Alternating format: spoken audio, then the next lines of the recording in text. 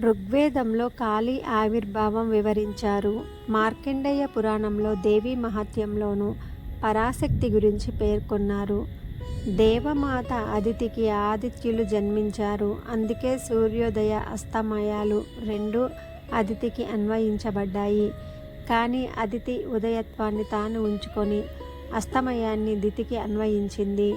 ఈ ఇద్దరు చీకటి వెలుగులు, సృష్టి లయలు, జనన మరణాలు, జ్ఞానాజ్ఞానాలకు అధిదేవతలు. ఈ ఇద్దరి తత్వాలు ఏకమై కాళీమాత అనే సంయుక్త రూపం ఏర్పడిందని ప్రశస్తి. నల్లని రంగు, మెడలో 54 కపాలాలతో కూల్చిన దండ, ఒక చేతిలో రక్తసిక్తమైన శిరస్సు, రెండో చేతిలో కత్తి, మరో కుడి చేయి అభయముద్రలో ఉండి ఎడమ చేయి అభయ ప్రదానం చేస్తున్నట్లు ఉంటుంది. నుదుట మూడో కన్ను ప్రజ్వలిస్తుంటే నాలుక రక్తసిక్తమై వేలాడుతుంది.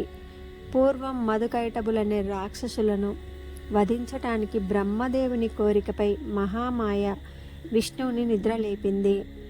యోగ నిద్ర నుంచి మేల్కొన్న విష్ణువు మధుకైటబులతో 10 సంవత్సరాలు పోరాడిన వారిని జయించలేకపోయారు. దీనిని గమనించిన మహాదేవి మధుకైటబులను మోసపూరితలను చేస్తుంది.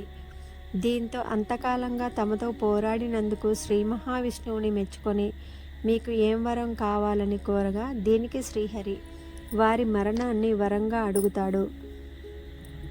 తమకు ఇక మరణం తప్పదని నిర్ణయించుకున్న ఇరువురు తమకు నీరు లేని చోట సంహరించమని అంటారు. అనంతరం శ్రీ మహావిష్ణువు వారిని పైకెత్తి భూ అంతరాళంలో సంహరిస్తుండగా మహామాయ 10 తలలు 10 కాళ్ళు నల్లని రూపుతో మహాకాళిగా ఆవిర్భవించి సహాయపడుతుంది. అనంతరం సింహవాహినిగా మహిషాసురుని, మహామాయ సరస్వతీ రూపిణిగా శుంభులను వధించింది. చండముండలను సంహరించి చాముండి అనే పేరు తెచ్చుకుంది. కంసుడి వధకు నంద అనే పేరుతో నందుని ఇంట ఆవిర్భవించి శ్రీకృష్ణునికి సహాయపడింది. తర్వాత 5వ అవతారం ఒక రాక్షసుడి సంహార సమయంలో ఆమె దంతాలు రక్తసిక్తమయ్యి రక్తదంతి అనే పేరు తెచ్చుకుంది. ముల్లోకాలను ఏలుతూ లోకాలను చీడపీడల నుంచి, కరువు కాటకాల నుంచి తప్పించి శాకంబరీ దేవిగాను, దుర్గుడిని సంహరించి దుర్గాదేవిగాను, మాతంగిగా నవవిధ రూపాలలో భక్తులను అనుగ్రహిస్తోంది. ఇలాంటి పరాశక్తిని నవరాత్రుల్లో ప్రార్థించి విజయదశమి నాడు నిష్ఠతో పూజించే వారికి సకల సంతోషాలు, అష్టైశ్వర్యాలు చేకూరుతాయి.